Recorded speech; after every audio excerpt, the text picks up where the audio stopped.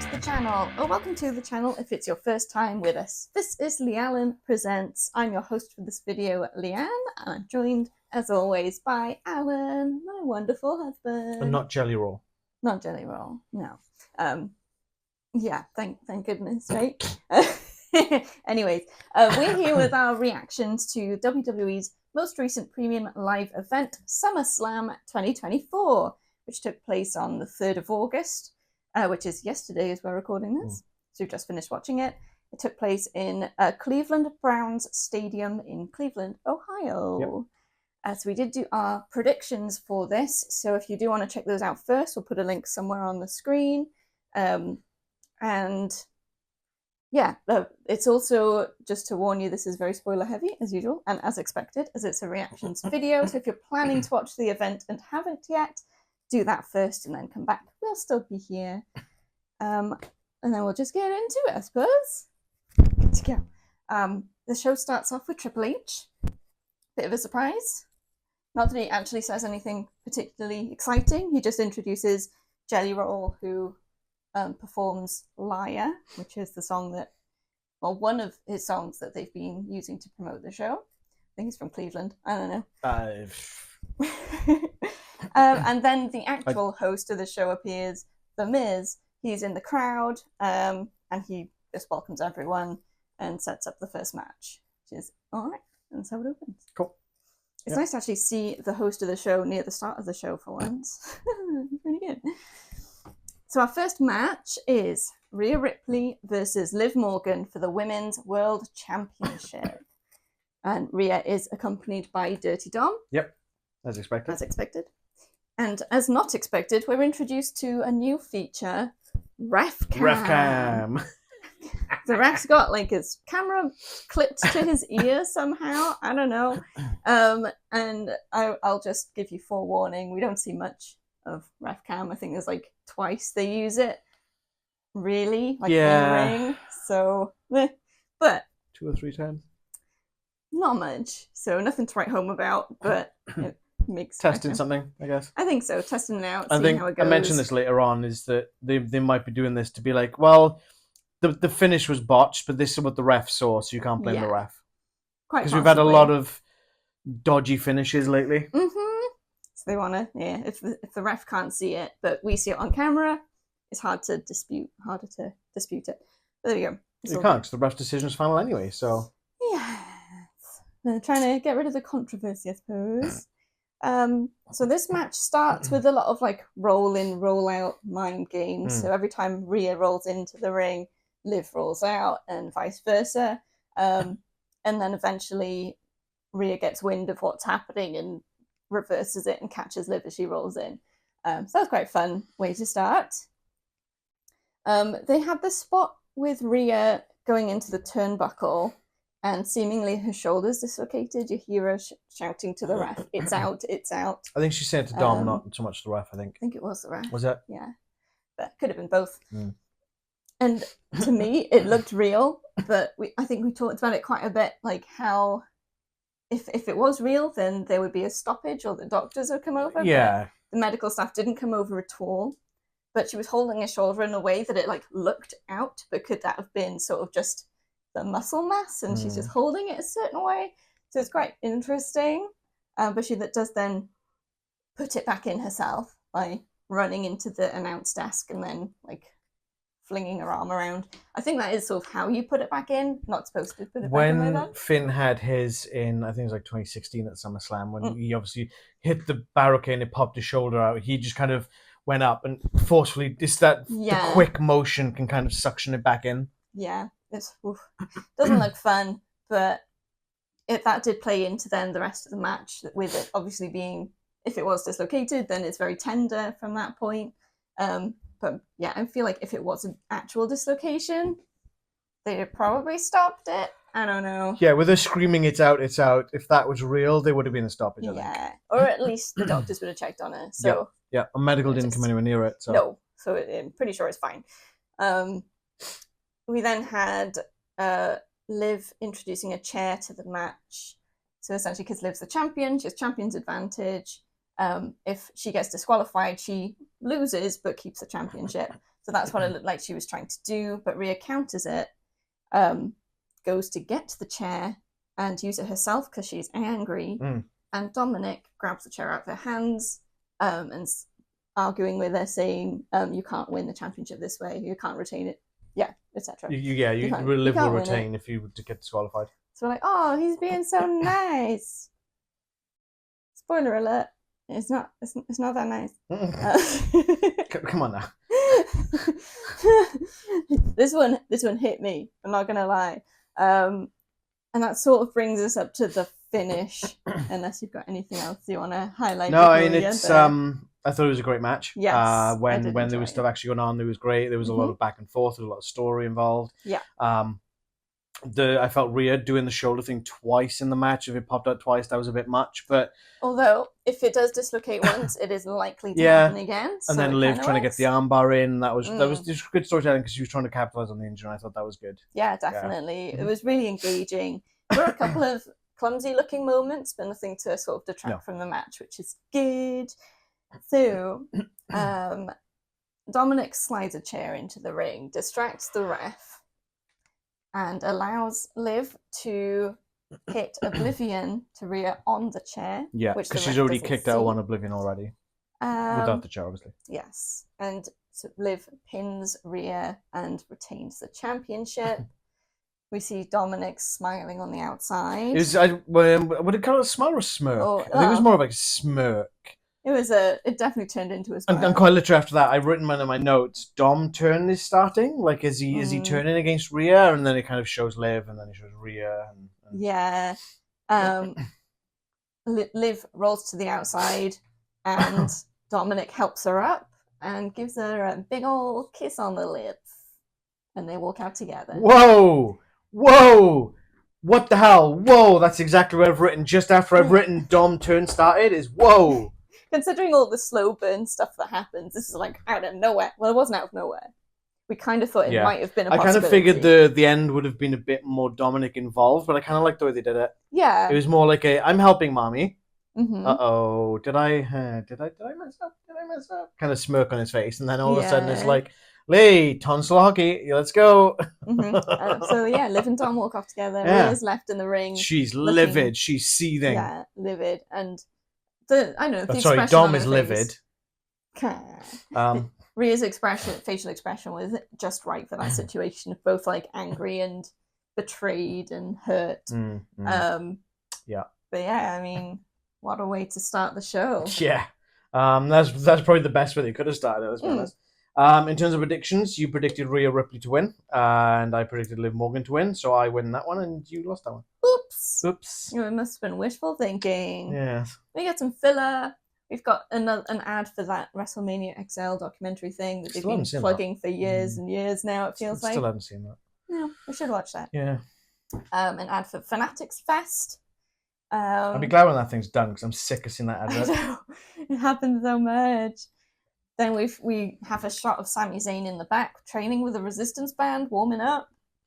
And then like a sponsored drone shot. With the Sami thing, he was doing that. I was like, oh, he's going to do a Ryu and he's going to tie it off on his head like a karate thing.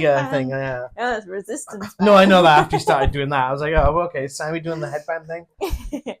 Yeah, sponsored drone shot. It's a bit weird, but... He's going to jump in the ring and Shiroken, Bron Breaker.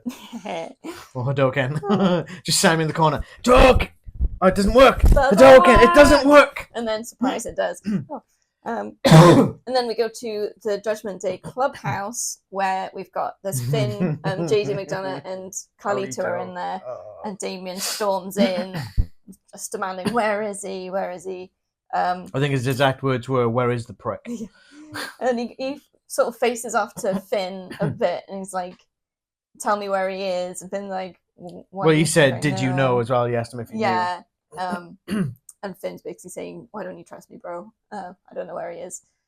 And yeah, that's that. Then they go off looking for Dominic. He's probably hightailed it to Liv Morgan's hotel room. Oh, probably, yeah.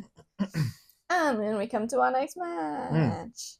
Bron Breakker versus Sami Zayne for the Intercontinental Championship. It's Sami Zayn's first SummerSlam match. That surprised me. Very surprising, because he's been with WWE for so long. I just want his previous matches. Yeah, that's the question. If you know of a SummerSlam match that Sami's been in that we can disprove the fact sheets, let us know in the comments. How far do my notes go back? Go on, carry on. Almost immediately, we've got Bron Breakker going shoulder first into the turnbuckle, and then we're like, oh no, it's an exact repeat of the previous match. But shoulder injury twice in a row. Yeah, it doesn't look like a dislocation this time, but definitely a shoulder injury. I didn't like that at all. Back to back, which is a bit... But they might have planned the matches separately and not sort of realised they were going to do a similar thing. I don't know. But it's fine. This was a pretty good match. It did feel to me like all the heavy lifting was done by Bron Breakker. I don't know if that's just me. It was like all on him. I know Sami did pull off some great moves and everything, but it felt like it was just a Bron Breakker show. Yeah. Which is great. That's what it should be. Yeah, I loved it. I haven't got really anything else highlight-wise for this, unless you've got anything. The main thing I put, it kind of felt short and sweet. It was quite It short, wasn't long. It wasn't ridiculously like drawn out like the last match they had with a lot of counters back.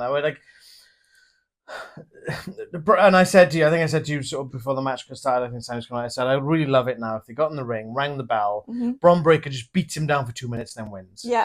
And it wasn't really, I don't know how long the match was, but it really wasn't far from that. Like, Bron really did counter pretty much everything, like that haluva kick in the corner. You saw it coming and he just spun out the way. And but yeah, it felt like the Bron Breakker show, and that's exactly where it should be. Yeah. And this where it should have been from the start. That last match of Money in the Bank should not have happened.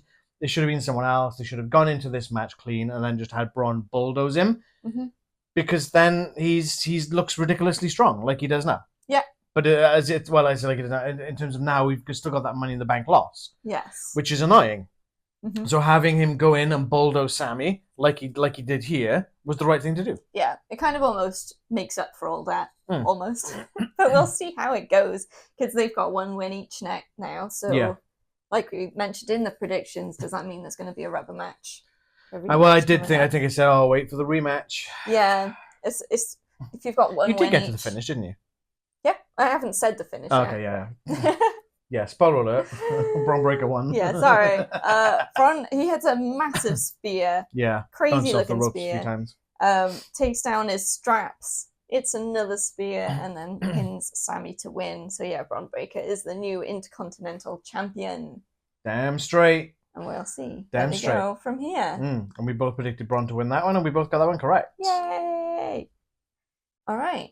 A slightly different kind of filler spot. We have a trailer for Jackpot, which is a movie. Oh yeah, I think with John Cena, starring John Cena. Yeah, something to do with lottery winning. I don't know. But John Cena's in it, so they had to advertise it.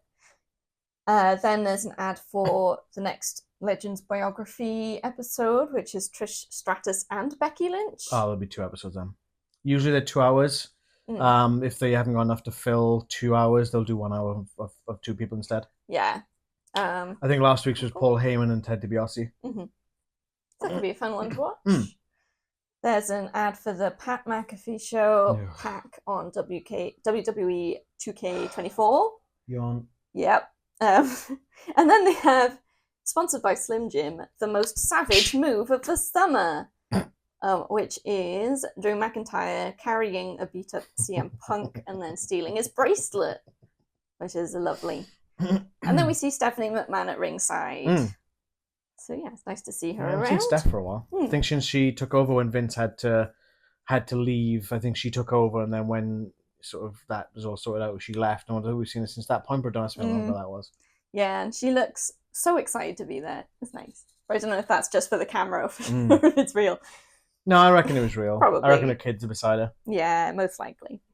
And then we come to a next match, which is LA Knight versus Logan Paul for the United States Championship. Logan Paul, prime scumbag. And yeah, it was a really weird bit at the top of the ramp where Logan Paul, shakes hands with one of the security guards and then goes up to another one who's got a hood up and a cap with it definitely back to the camera, obviously being secret. And I'm like, who's that?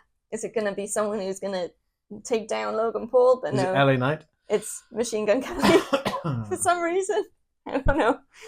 So Machine Gun Kelly comes down with Logan Paul. Yawn.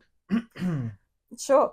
Then LA Knight arrives in the Prime truck, and he's like, I'm going to give this back because I'm nice. And while I'm at it, make some improvements. Yeah, what do you think? I was using it as a deposit for that title belt, something like that.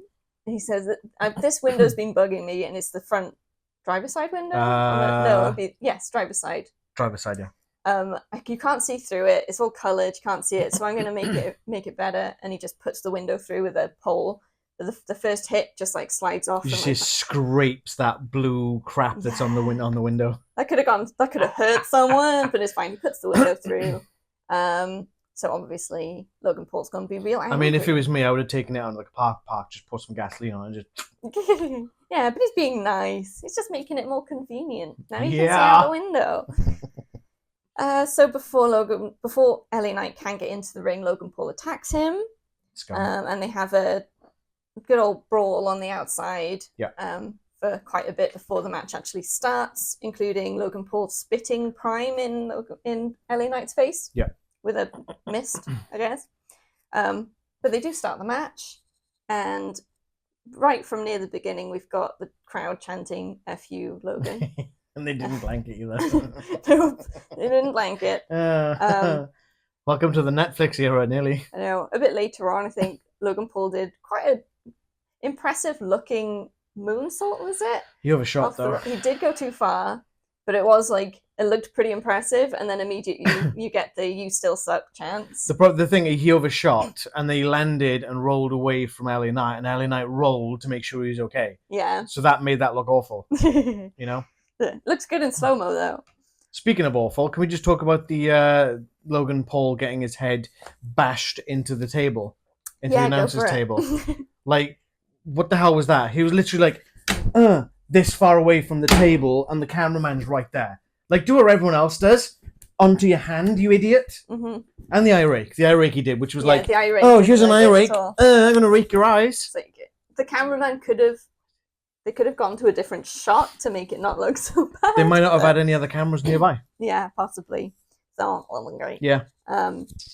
Logan Paul is so good. Mm-hmm. No, he's not. He's not.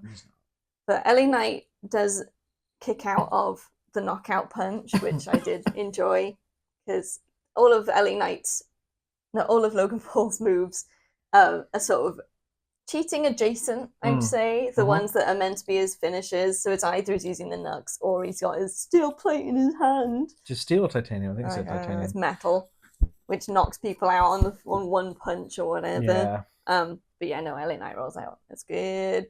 LA Knight then beats up Paul's lackeys at ringside, which is always fun to see. Yeah, because I think Paul was asking for the knucks at that point. He was trying to get one of them to give him the knucks, and then LA Knight takes him out with what they're calling a baseball slide, which wasn't. It was like a drop kick through the ropes. And then went over and beat the two of them up, leaving Machine Gun Kelly on his own. Now the knucks do come into play then, and a set of knucks, not the knucks. Machine Gun Kelly has brass knuckles on a chain around his neck, which is real convenient. Stupid. Yeah, you can't even see him, so it's not like he's wearing them as an accessory. But when it's hands up to Logan Paul, so now he's got knucks on with this massive chain hanging down. Stupid. But yeah, LA Knight goes to do something. I think he goes to drag him over the ropes. Yeah, I think Paul's on the outside with his back to the ropes, and LA Knight comes behind him which lets Logan Paul hit him with the knucks on the way. But it's all right. I think the way they justified the because he goes for the cover and LA Knight kicks out. Yeah. Oh no, he doesn't. No, he doesn't actually. Let's go to that first. Okay. So he gets back in the ring.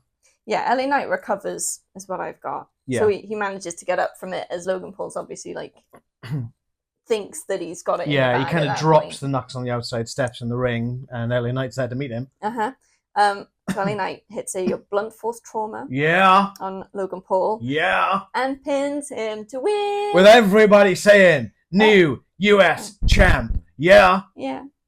Yeah. So I think they justified it that he couldn't get the full haymaker, as he calls it. Mm-hmm. It was just a short jab with the knucks, so it wouldn't have been as impactful. Yeah, but That's the way they justify LA Knight it. also kicked out of the one-hit punch He thing. did. So Yeah. LA Knight does better. In terms of this prediction, we both predicted LA Knight to win, so we both got that one correct. Yeah. Actually, really enjoyed this match. In my notes, obviously, I've got the slip-ups with Logan Paul because he's an idiot. But LA Knight looked ridiculously strong in this. Yes, and he did. In my mind, he carried it. Yeah, absolutely carried it. For sure. He was so good. And basically putting Logan Paul in his place, which was just what we wanted. Let the Knight era begin. Hey, good stuff. More filler. Hey, yeah. There's a Slim Jim ad. I love a Slim Featuring Jim ad. Our new United States champion. Yeah, LA Knight. Yeah. Oh, that's one thing they said, actually. He's been champion for like 10 months, Logan Paul. Yeah. 2 defenses. He actually bragged about that himself on... Absolute crap. I can't remember if it's Raw or SmackDown. Probably SmackDown, yeah. Anyway. We have an ad for the WWE shop. Yep. And then they show the SummerSlam store, which is really helpful considering most people watching on the PLE can't get there because... If you're not in Cleveland, you can't get to the store. It's fine. Then they showed the T-shirt contest winner. Oh, yeah. They've had this social media contest for people to design a T-shirt, and this guy won it. It's like 2 guitars on it, and it looked all right. Yeah, it looked right. So he's there with his kid, and that's quite nice. And then they have an ad for Manscaped, which is like men's shaving products and stuff, and basically featuring Otis shaving his stomach. I've forgotten about that. Why did you have to remind me of that? Because it's part of my job. It was weird. It was weird. Everyone thought he was going to shave something else. Yeah, and he shaved his stomach. Yeah. Although I did notice that I don't think he was actually doing anything. Probably not. Probably wasn't on. Probably. Yeah, I mean, it started off with Apollo and Baron Corbin shaving each other's heads. No, they were just shaving Apollo's head. Well, yeah, but they were both there. Yeah, it was fun. not like that gimmick with FTR shaving each other's backs in the shower. Remember that? Dear God. Why? Moving on. It was a revival back in those days. Swiftly to the next match. Nia Jax versus Bayley for the WWE Women's Championship. This is a pretty good match. Wasn't anything special to it, I think. It was okay. I've written, literally, the only note I've got is Bayley did what she could to try and make this match look good. Yeah, I think so. She did what she could. She did have that moment where she pulled Nia off the turnbuckle and held her up there for a while before slamming her. You could see her legs shaking with the weight. It's like, jeez. That was really impressive. The thing that got my attention, which distracted me a bit, is you know how they never show hard cam side of the crowd? Oh yeah. Because if there's any spare seats, they move people around to the hard cam side that you don't see has the empty seats. They showed it. It looked like a drone shot or a flyover shot, but you could clearly see all the empty seats. So for all those WWE marks who were bitching at AEW, going, "Oh, they can't even sell out a place." Well, they didn't sell at SummerSlam, and there's loads of empty seats on the floor. Why? Why did they show that? They did not need to. And maybe people were taking pee breaks or whatever, but there were a lot of those. Nah. It was probably there was a lot of people. A lot of people. Just in the small section we saw. Yeah. So it's a bit weird. It's a little distracting, but whatevs. You just don't lie about selling out. That's the bit. That's the thing is they didn't. If you don't fill up all the seats. They didn't say they sold SummerSlam out, so that was didn't. Something. But there's always going to be someone who's going, "Oh, AEW can't sell tickets." Yeah, okay. If you say so. Yeah, selling out an arena is hard. There's a cost of living crisis and a recession. Yeah, guys. Come on. Come on, it's fine. Anyways, Tiffany Stratton runs out with a music starts playing and a ref, and we're like, "Oh, is she gonna cash in?" But it looks like she's just there to distract Bayley, and it works. Works better than it looks like it should, to be honest. Yeah. Bayley was distracted for a second, and then everything went downhill. Whatevs. Nia hits 2 power bombs, followed by 2 annihilators. She likes doing things in twos, and pins Bayley to win. So Nia Jax is the new WWE Women's Champion. Yay! Yay! Yeah, you predicted Bayley to win. I predicted Nia to win. So yeah. I'm doing bad. You are. I, on the other hand. It's like fantasy booker, really, isn't it? I don't know what I'm doing. Well, I just think logically about where they're going with this. Rude. Also factual. Tell me when I start telling lies. Making it sound like I have no logic to my decisions. Which leads us into our next match. We can't get to the next match yet. We've got filler to do. Oh, of course, the all-important filler. My bad. Whoop, whoop. Mike's Harder Lemonade. I can't remember who it was. Sheamus, yeah, saying that his match is hard enough for Harder Lemonade. It's fine. Yeah. An ad for the NXT Great American Bash, which is continuing next week. Yeah, 2 weeks. So. And then a weather update. I didn't bother writing down the temperature because I think it was don't 59. care. It's either 59 or 79, but yeah. It's Fahrenheit. Welcome. I don't even know what that means. Welcome to Weather Slam. It's only one weather update, which is good. If they keep it to just one, I'm fine with it. And now we can go to the next match. Weather Slam. Drew McIntyre versus CM Punk with Seth Rollins as special guest referee. This was a fun match. Yeah. I did enjoy it. There was some interesting like storyline stuff going on, I think. What have we got? Okay. Seth sequins. Seth's so sequiny. That's what we've got. It's so sparkly. It's quite, yeah. Distracting. Yeah, a little bit. Refs should be seen and heard when they need to be. Yeah. Not all the time, Seth. Not all the time, pal. I did enjoy seeing Drew slingshot Beat the Punk hell out of into Punk. the underside of the ring. That was fun. Because that's just metal. It's fun to watch. So Seth essentially is just letting things slide, turning his back. Including like Drew gets a chair and he's trying to convince Seth to let him use the chair, and Seth like turns his back. Yeah, he's like, we ifs? both hate him, just let me take care of him. Although that doesn't last. No. Because this leads into, I think, what we talked about in the predictions. It's exactly. Yeah. Very purposefully. So even the fact that CM Punk is wearing black and pink. He is wearing black and pink. Just like Bret Hart. Yeah. So after sort of turning his back, Seth turns back around and grabs the chair off Drew. They have a bit of a shouting match. And then Seth goes to hit Drew with the chair. Drew moves out the way, and CM Punk nearly eats it, but he doesn't.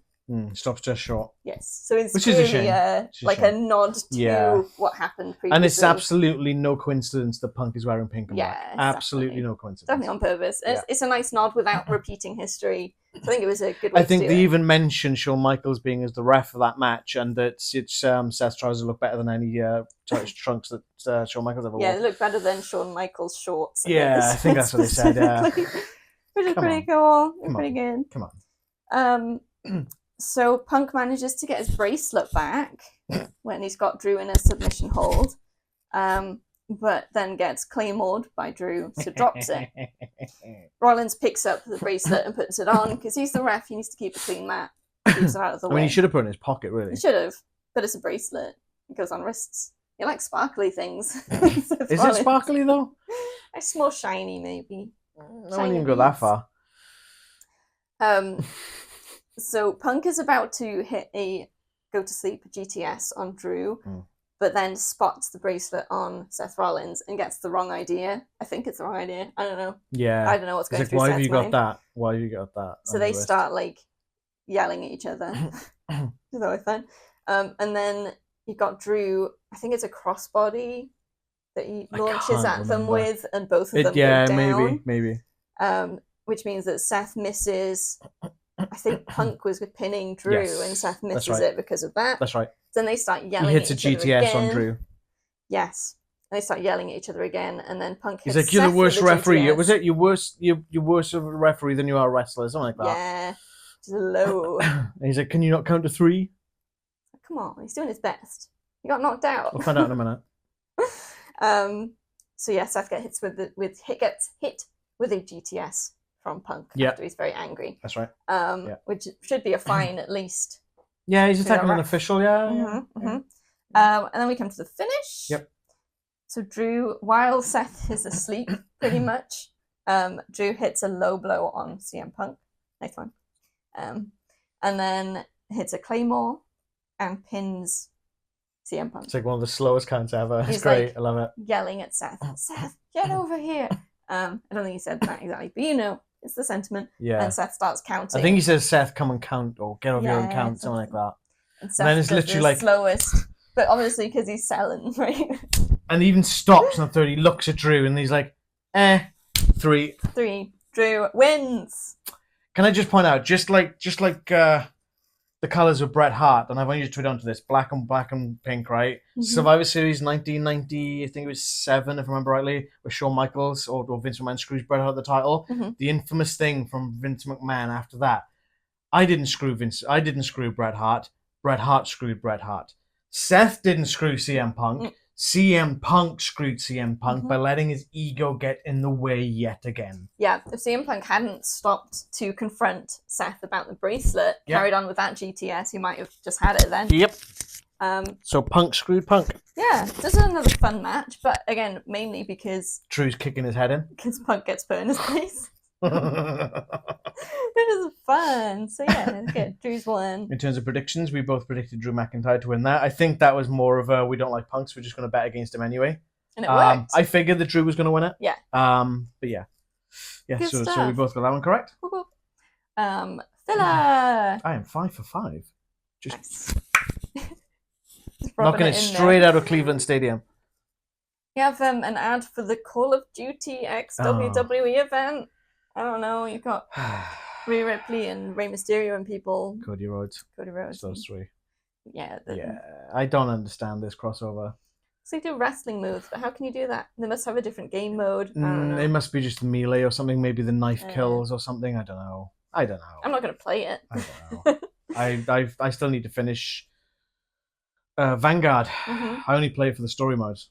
Yeah, fair. So then there's an ad for the next, is it WWE 24 series? Oh, yeah. And they've got Damian Priest. Yeah. Which would be really interesting. I want to see that. And then we're back in the Bloodline clubhouse. And you've got Damian Priest apologizing to Finn. Yeah. Because he essentially didn't trust him. And Finn's like, don't worry about it. I got your back. It's all good. And everything seems fine. And that's not going to come up later at all. And we go to the next match. Gunther versus Damian Priest for the World Heavyweight Championship. You okay? Yeah, I'm just trying to see if this 24 thing's up yet. Okay. Come on. Sure. So this match is hard-hitting from the start. They immediately go into a chop fest. And not going to lie, the chop fest is like most of the match.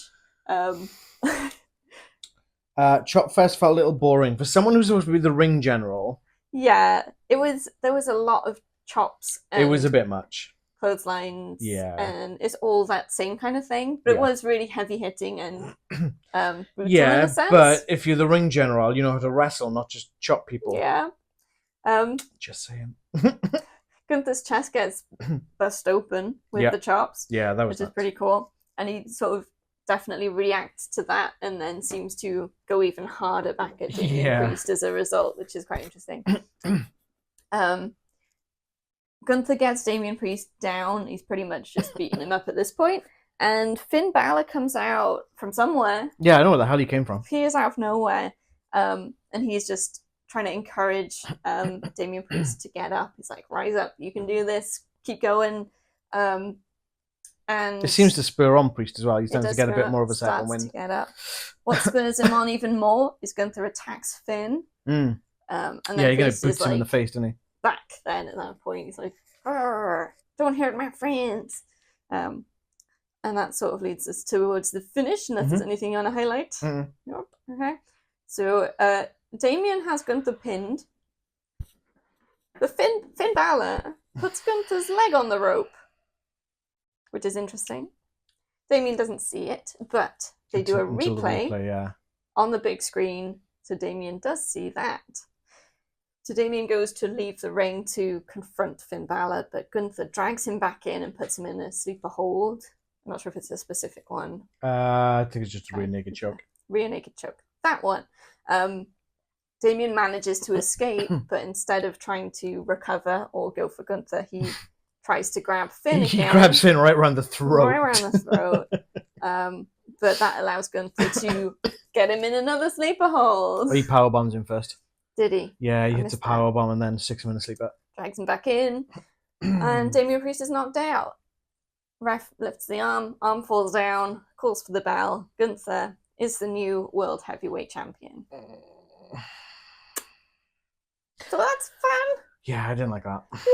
The crowd was really strange for this one as well. There was something There was weird something else happening. going on. There's a really sort of loud background noise with them that was not. It's like nobody was doing anything, and the crowd was cheering loud, and it's like something's going on in the crowd. Yeah. And it reminded me of those times with the beach balls. Yeah, beach ball gate. So it sort of drags you out a bit when the crowd's sort of not with it. There we go. Yeah, no, I didn't. They alluded. Oh, Gunther was 800 days as NXT UK champion. Yeah, because he didn't defend it for like 2 years. Yeah, because of COVID. He was 666 days of Intercontinental champion. Mm-hmm. Yeah, and that got really stale towards the end. And even though I didn't want to see Sami Zayne winning it, I was glad that was done. And now he's got it. What are we going to do now? See another Roman Reigns for like 3 years? We're going to have Gunther as champion? Yeah. He's got about as much charisma as a paper bag.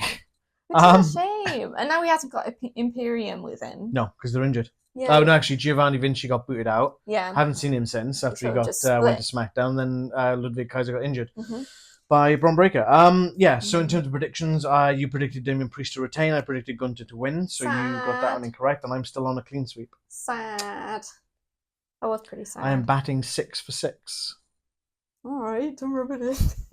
Oh, no, I'm just saying. It's not a competition. Just saying. I'm sad. If it's not a competition, why are you sad? You know what? It'll make you feel better. Answer the question. Bit of filler. Oh, no. It's an ad for the WWE Live. Where have you put holes now? Let me get the polyfiller out. Yeah. There's an ad for the Cena Farewell Tour, which I think is a bit weird. So I saw, I think it was yesterday or the day before, that they are attempting to work out a Gunther versus Cena match. To me now, the logical conclusion for that is Cena wins the Rumble, goes on to face Gunther at WrestleMania. Yeah. Does Cena beat Gunther, though? Why would you put a championship on someone who's leaving? Well, you defend it for a few months and then lose it to someone else and pass the torch. Yeah. So that's potentially something that's gonna pop up. It might be good if Gunther's like running roughshod over the locker room and then Cena saves the day, but then who beats Cena? Yeah. I guess we'll see. Well, I mean, Solo Sikoa's beaten Cena, so yeah, Cena's not as invincible as they're making Gunther out to be. No. So anyway, so then we have the highlight of the night, which is Dominic's betrayal. Lip lock. Yeah, they go through that whole thing again. It's like, we've just seen this. Thanks. I mean, bear in mind that was about 3 hours earlier. True. And then we have our second interaction with the host of the show. The Miz is in the ring with R-Truth, and they announce the attendance record, which they say is 57,791. And then A-Town Down come out and throw insults at everyone. And then R-Truth does he sort of thinks they're the Rock and Roll Express or something. I don't know, it was a bit weird. And then Jelly Roll comes into the ring for some reason. I know why. It's because Miz said that the Rock and Roll Hall of Fame, or is it after he said something about the Rock and Roll Hall of Fame? Yeah. Because that's apparently in Cleveland. Yes. And then that's where that came from, with the Rock and Roll Express. So then Jelly Roll comes out and they attack. So him, R-Truth, and the Miz attack A-Town Down. And you've got Theory lying in the ring, and then they do a 3-person 5-knuckle shuffle on Austin Theory. So is that a 15-knuckle shuffle, or is that a, you know what, I'm not going to say it. Yes. And then we have, the thing that really bugs me is they're calling Raw being on Sci-Fi an epic mashup. And if it's a mashup, I want to see like aliens and stuff in Raw, because you're just on a different channel. I want to see an alien spaceship landing in the middle of that ring. It's not that big a deal. You're on a different channel for a bit. Yes, you need everyone to know, so they go to the right channel, but it's not a mashup. On the plus side of Raw, we're going to get to see the first match with the White Six. Yes, that'd be cool. Looking forward to that. Yep. And then we have an ad for Bash in Berlin, which is the end of this month. 31st. 31st. Right in the end of this month. It's the time for favorite segment of the show. You ready? The main event? No. Oh. Well, it's our main event. Oh, is it? Yeah, signs of the pay-per-view. PLE. Signs of the PLE. I'm going to get cancelled. Do I need to put sensors in more? Jeez, I just need to censor your mic. I just need to turn your mic off, honestly. Just do the show on your own. It's fine. Honestly. So, top 3 signs. There were quite a few to choose from. I think they had the sign-making station out again, because there were a lot of signs. So in third place, we've got Do a Moonsault Jelly Roll. And yes, I would want to watch that. 100% would watch. When he got in the ring with The Miz and R-Truth, I thought, oh my god, is he actually going to try and pull off a moonsault? I know, right? But no, 5 knuckle shovels enough and a chair shot. In second place, Solo Sikoa. That's creative. It's good. I like it. And in first place, and deservedly so, literally the 2 fans sitting next to me, better than A-Town Down Under. Yeah. I kind of want to know who the 2 people were, but they're just random probably. Yeah. But yeah, if you own that sign or know who made it and can prove it, let us know in the comments, drop us a DM, whatever you need to do, and we'll send you a little prize. Still haven't decided what the prize is going to be. You don't tell people that. There'll be a thing. So thank you for watching Leanne Science of the PLE. Leanne Science of the PLE. And it will not be a jar of bathwater. We're not that kind of channel. No, thank you. I didn't say whose. Just saying. Guess what, Alan? It's time for the main event. And not jar of bathwater. What? Huh? No, it's not time for bathwater.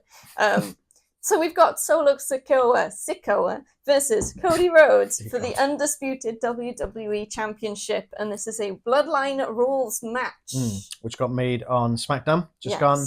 I did update the description and our predictions did not change. So just to refresh everyone for this one, just in case, Leanne has picked Solo Sikoa to win the championship and I've got Cody Rhodes to retain the championship. Okay, so Solo gets in the ring. As he does. I mean, where else are you going to have a match, right? Cody is still in the tour bus. Yeah, he's still in his bloody bus washing his hair. He's not washing his hair. He's not washing. He's just sitting he's there just waiting. Sitting there brooding. So you've got the tension music playing at this point. As he, I don't think it started there because he hasn't taken his. Just when he gets off the bus, he starts to maintain. Yeah, as he gets off, so he takes his time getting up. Off he goes. He gets the lead for Pharaoh, his lovely, lovely dog. Very cute. Yeah. And just starts walking through. Pharaoh's the real main event. Yes, definitely. He meets with Arn Anderson backstage. That was a surprise. Very cool. Arn Anderson gives him a pep talk. I kind of wanted to pull out a Glock and put it in the back of his waistband. If you know, you know. If you know, you know. And then he gives some person I don't know the lead, Pharaoh, and basically trades his dog for a jacket is what it looked like. But I'm wondering if that's Brandy's mother or parents or something, maybe the in-laws possibly. So he has his ring jacket on, and then off he goes. And then he enters the ring eventually. Don't forget the... Oh yeah, you've got a crown, which it looked like a crown from the bag. But then when you see the front, it's a giant skull mask. With the wings. With wings. So essentially the symbol, but... Didn't look great. Skull's white. Didn't look great. It was a thing. Maybe it's partly done. I don't know. They've done much better effects. Yeah. So this was a... Triple H did something like that before. I reckon it's a throwback to that. Or Triple H had his crown with the skull. Yeah. But Triple H should look much better because it looked more realistic. Just saying. Get better, Cody. So yeah, this is an interesting match. I think it's mostly story stuff happening. It was quite cool to see Solo blocking Cody's signature moves and vice versa. So like both of these guys have definitely done their homework on the other. Yeah, that was cool. It's really interesting. It was like over 10 minutes in when I actually remembered it was a Bloodline rules match because nothing was happening. Yeah. Well, I'd say nothing was happening. Nothing. Hardcore. Hardcore. There were no props or anything. Yeah, it was a normal straight match. Yeah, a straight match for ages. Until Cody hits a crossroads on Solo, and then Tamatonga and Tonga Loa appear. Yep. They did name drop Gorillas of Destiny again, so... They did. I missed that. I didn't. Which is pretty cool. So they obviously stopped Cody from getting a pin on Solo. They stopped beating him up. Yeah, they've got the upper hand until Kevin Owens runs out. I say until. They've still got the numbers advantage. Kevin Owens runs out to defend Cody. And then KO starts getting attacked because they're still outnumbered. And out comes Randy Orton, who comes out to help Kevin Owens. Just... people. Rinse, repeat. So many people. Rinse, repeat. Rinse, repeat. Pretty much. It's like, Rinse, all right, repeat. who's next? We're I'm about stuck on a loop, just like WWE. a couple of minutes. Let's bring the next one out. Could have just sent Jey Uso out and it would have been something fresh. Yeah. Something different. It kind of makes sense story-wise, but at the same time, So does Jey Uso. Cody Rhodes had Jey Uso's back when nobody else did. If Kevin Owens... Kevin Owens and Randy Orton injured, because that's what the story was, they aren't here because they're injured, then send Jey Uso out. Yeah, because Arn Anderson had sort of hinted that there's, I think he said two friends, you got two friends on the way, and we assume it was them. I mean, Randy, either he was there and already ready because he was in his wrestling gear, Yeah, he was. or he drives in his wrestling gear. I wouldn't put it past him. He's got tearaway trousers, so we can just take him off straight to the ring. Yeah. So after that sort of calms down, Kevin Owens and Randy beat up Tama Tonga and Tonga Loa out to the outside. Yeah, and they off kind through of the crowd. fend them off. Cody grabs the steel steps. Does a couple of moves with him, hitting Solo as he's down, and then he's got Solo in the corner. He's got the steel steps, and he's charging at Solo's Solo. got Cody in the corner. Cody has the steel steps. Oh, when it's above Solo's his head, in the right? corner. Yeah. Cody's running at Solo. Yeah, I got you. And Solo spears him. The steps go flying into the ropes. So dangerous. Rebound back and almost hit them, which is fun. So Not like it wasn't so close to almost hitting that it was dangerous, but they could have it definitely still is dangerous. landed on their legs or something. Okay, let me put it this way, right? If it had gone any higher, it might have bounced into the crowd. Yeah, very true. It's dangerous to do something like that. There's clearly some force behind it with the rebound. And again, I'm going to liken this to all the WWE marks when the Young Bucks were breaking the glass panels with baseball bats at Revolution. Oh, they're going to hit the crowd. A little bit of glass, yeah, okay. What about solid steel stairs? Solid steel stairs. If that had bounced the wrong direction and gone into the crowd, that could have seriously hurt someone. Yeah, it could have happened. Taking out a cameraman. Just saying. So that was quite fun anyways. A bit of, at least they're using some props now. They remember, they all of a sudden they've gone, oh no, we're 20 minutes in, we've forgotten this Bloodline rules, quick, get the stairs. Cody hits 2 crossroads on Solo, and then out comes Jacob Fatu.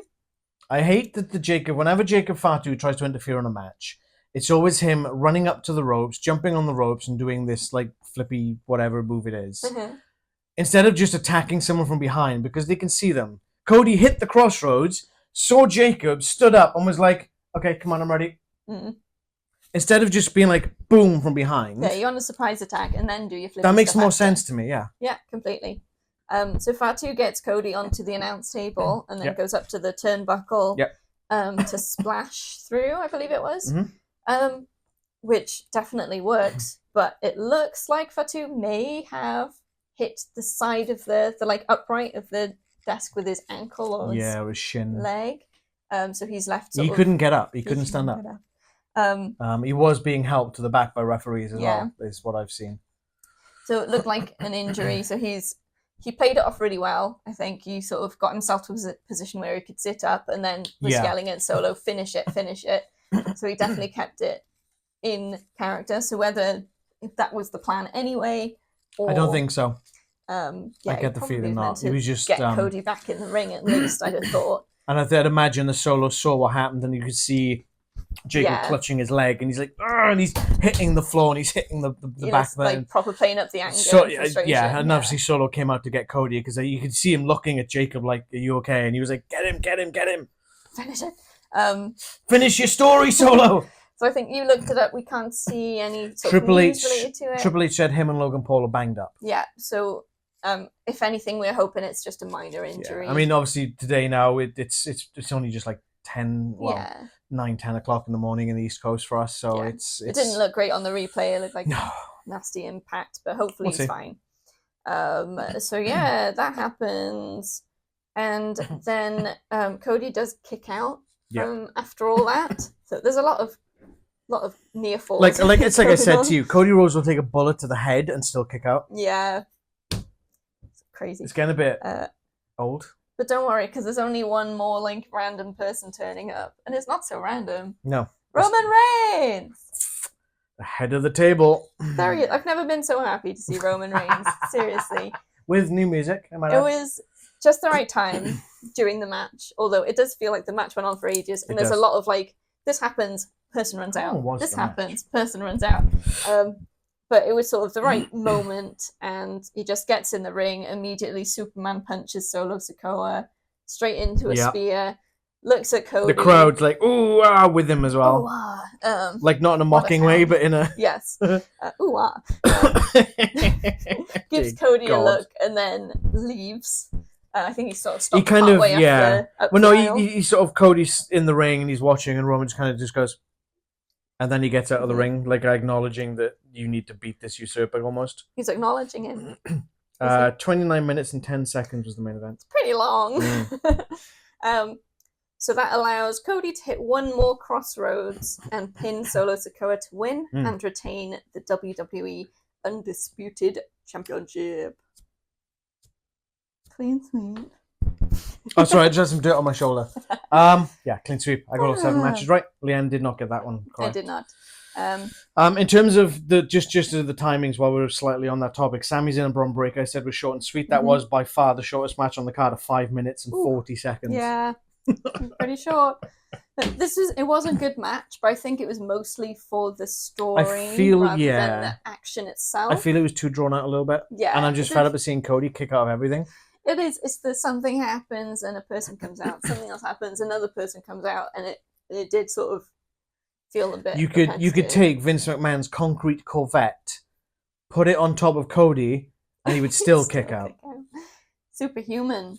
Needs to get him against Gunther for the championship. Oh, don't, because there'll be a unification match, and it'll just be. No. We'll go through all that again. Oh God, no! Please no. Oh, but this was, I think, the only place for this match was the main event. Yeah. The Roman Reigns return had to be what finished the show. I think because the crowd got quite behind Damian Priest. Yes. And I feel that if that was the end match, everyone would have left and felt deflated. Yeah. You gotta send them home happy. Cody winning, everyone was begging for Roman to come back. There was a lot of we want Roman chants. It was quite funny though, the announcer saying, what did they say? Who saw Roman Reigns coming back? And you've got like welcome a dozen people in the crowd with welcome back Roman Reigns signs. And not just like we miss you, it was we missed you, Roman Reigns. Like they knew it was coming back. It was obvious. And like I said in my predictions, this was the best time to do it. Yeah, I agree. And like Eric Bischoff literally said in it must be his podcast or something the other day, this is too early for Roman Reigns to come back. It's the wrong thing to do. Well, no, mate, it's not. It's really not. Because if they're going to set up Bloodline versus Bloodline Survivor Series, you can't bring him back in November and build up a match like that. Yeah. Because it's in November. The only other thing to do would be build for a year, and then that would just get really stale. So no. So now it's got to have Roman Reigns building his bloodline. And the only downside would be that, like you said, it would have been great to have seen Paul Heyman with him. Yeah. I miss Paul Heyman. So yeah, Jimmy, when he comes back off his injury, Jey Uso, Roman Reigns. Roman will apologise to them for the way he treated them, I reckon. That'd be good, yeah. Because he'll see how Solo's been and be like, oh, I was a bit of a dick too. Yeah. Obviously, Hikuleo has left New Japan Pro Wrestling as of the beginning of June, so he's going to be coming back coming to WWE at some point. Whether or not it's alongside Jacob Fatu in the new Bloodline, or instead of if he is injured, we don't know that yet, obviously. But there's going to be the 4 members of the new Bloodline, let's call it, against Roman, the Usos, and maybe Brock. As a bonus sign said, the Temu Bloodline. Yeah, Temu Bloodline. Yeah. The only other person would be CM Punk, but I can't see him getting involved in this. Because, I mean, Paul Heyman's a Paul Heyman guy, isn't he? Yes. That's the thing, but I don't want Punk in any of this. Because his ego will take over. Ugh. Anyway, yeah, the matches themselves, the build-up wasn't great. We talked about a lot of this in the predictions video. A lot of the build-up wasn't fantastic, but some of the execution of some of the matches was really good, and I did quite enjoy this event. Yeah, so let's hit on the usual thing. Then, what was your least enjoyed match of the card? My least enjoyed match would be Nia Jax versus Bayley. Yeah, yeah, I have to agree with that one. There were a few near the bottom, to be honest. Yeah, I have to agree with that. It was just like, what the hell? Yeah. She sells landing on her butt way too much. Come on, woman. That's like your finishing move is sitting on people. I know. Don't like scream every time you sit down. It's gonna look stupid. Do you think it's actually real and she got a massive hemorrhoid? My hole. What was your most enjoyed match? I found this one quite hard because like every match had high points, but most of them also had like a low point, like CM Punk, or Logan Paul, or like even with the main event, like you say, it was like drawn out, and it was mainly for interference, people coming in. I think I'm gonna say my favorite match is Rhea Ripley and Liv Morgan. I think that was the one that had the most upsides compared to downsides to it for me. I did enjoy all of the other matches to varying degrees, but I think that one comes at top just about. This is difficult because I predicted Rhea and Liv was going to be the best match of the card, and it was a really great match, lots of story. I did kind of enjoy Priest and Gunther because it kind of showed that Priest can hang with Gunther. I mean, some of those smacks he was giving straight off the bat and some of the counters and whatnot was fantastic. And I'm gutted that Priest lost. Yeah. I think for what I wanted it to be and the actual result, I'm going to have to go Bron Breakker and Sami Zayne. Okay. Because that's exactly what it should have been last month at Money in the Bank. Bron Breakker comes in, destroys Sami Zayne, wins the title. Let's go. Breakker era. Let's go. Let's go. Yeah. Sweet. I love it. There you go. What's next, Leanne? Next we've got All In, I believe. Correct. AEW All In. Correct. In a couple of weeks. We're going to be 3 there. weeks? I think it's 3 weeks. 3 weeks today. Yay! 3 weeks today we'll be in London. Yes. So Humming around Wembley Arena. We'll do our predictions. Stadium. Sorry, for stadium. That. I don't know when. We'll figure out when. Yeah. Closer to the time. Too far away. So I've got predictions and reactions, and in between we'll have board game, video game stuff going up. So check that out. Anything you want to say before we finish? Nope. Take us away. Cool. Thank you so much for watching. We appreciate you so much. Thank you for sticking with us. Please like the video if you liked it. Hit subscribe and hit the bell to be notified when we drop new videos. Follow us on socials. We're on Instagram, Facebook, and X. And our link tree is in the description below, which will take you to all those places. Talk to us in the comments or on our socials. What was your favourite match of this show? And what are you most looking forward to for All In? Because it's coming up. I know we don't know everything that's going to happen because they do drop a lot of matches close to these events. 5 matches announced at the moment. Is there anything you're very looking forward to see? Also, let us know if you're going to be there. That'd be nice to know if some of our viewers are going to be hanging around. Yeah, be good to know. So that's that. That'd be cool. Cool. Yeah. So until next time. Ooh. Don't you stir Roman Reigns. Bye.